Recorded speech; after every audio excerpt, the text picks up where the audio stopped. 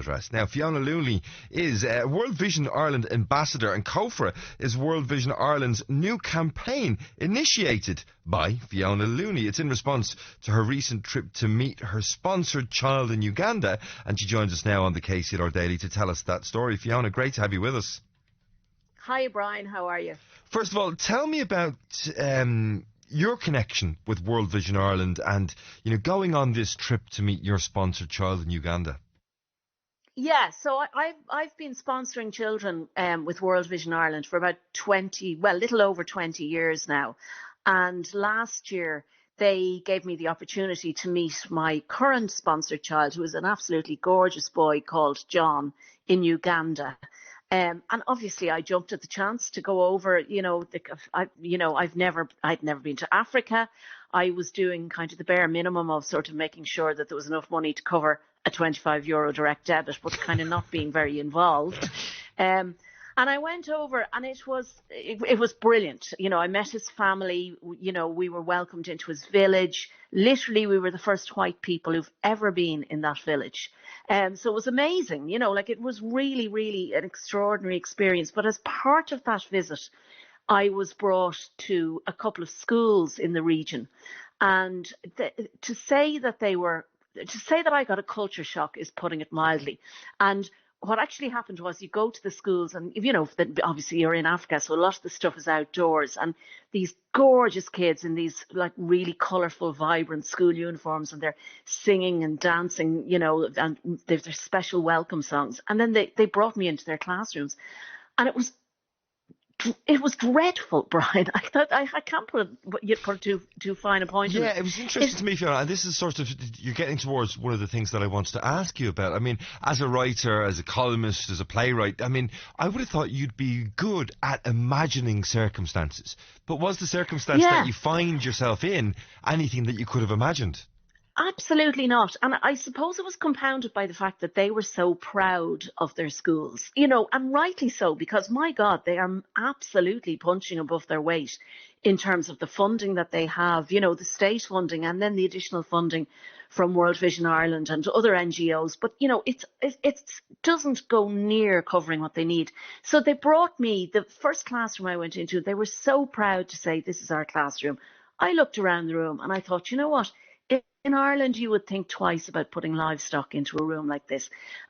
It's not even a room, a concrete shed with no glass in the windows, no door, no doors in the doorways. You don't need it. There's nothing to steal there. Very broken furniture, and all these, just this grey bare walls. And what struck me immediately, as well as the bleakness of the surroundings, were the sheer number of kids in the room. And I turned to the teacher and I said, they're all smiling and I'm trying to smile as well and going, this is brilliant. How many children are in here?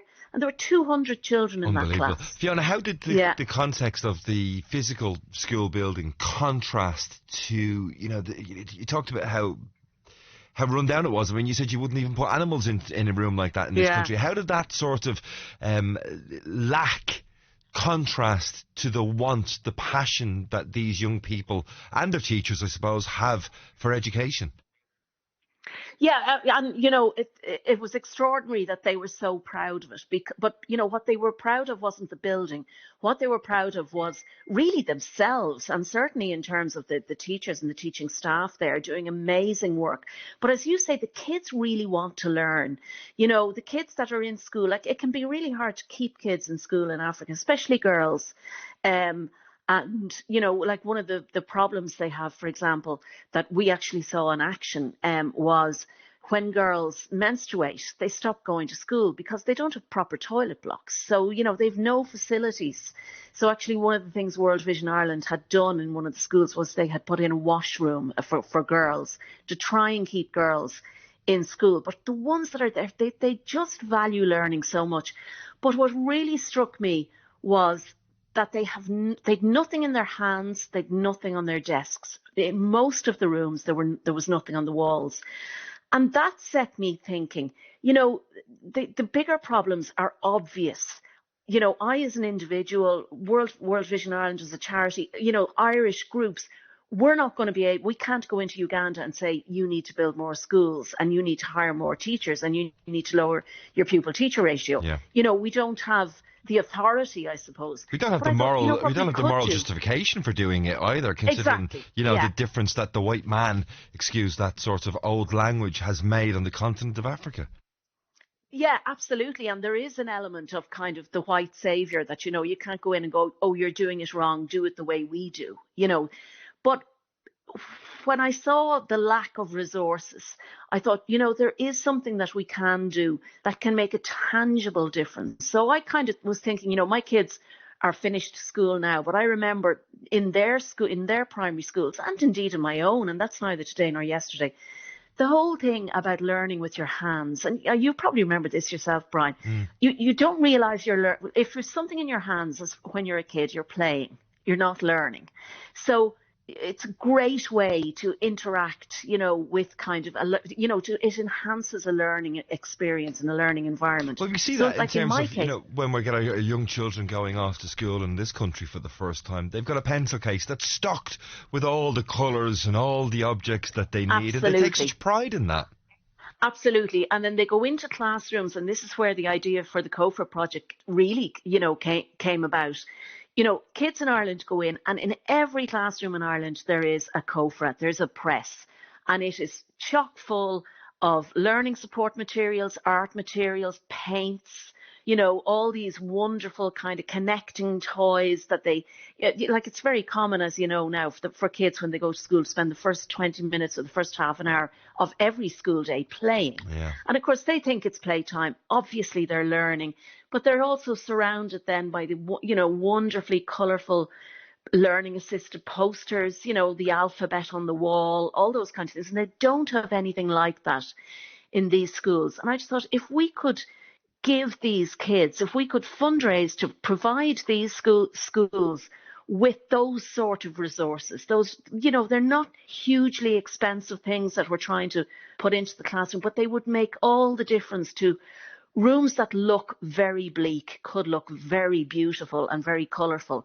with really very little effort, on our part. And that's obviously where Cófra comes in. So we're fundraising to provide those materials into as many classrooms as we can in Uganda and you think, Tanzania. Fiona, it's a great positive step forward for education in this country that over the last couple of years we've seen free school book schemes, absolutely, introduced and then expanded, and now even, our secondary school children right the way through that junior cycle, they don't need to buy a single pencil, pen or anything like that. All of that is provided by the states. And here we have, our brothers and sisters, if you like, in Africa, in countries like Uganda that you visited, they wouldn't have a pencil between them. Yeah, absolutely. And what textbooks that I saw used, you've 6 or 7 kids, all the little bowed heads, but 6 or 7 of them across one book, and the book's in bits, and it's impossible. You'll see, it reminded me in a way of my own class, again, like I pretty much went to a hedge school. But, in my class in primary school... I think you're selling yourself a little bit short in that regard, Fiona. But, when I started school, there were 55 children in my class. And I know there was this idea that people said, we were happy and we did well. But we didn't all do well, and the kids... If you have 6 or 7 heads around one textbook, at least 2 of those heads are not going to be getting a fair shake of, they just can't see it. They physically can't see it. So we want to give them more textbooks. We want to give them more, kind of workbooks, those kinds of things that we would have all had.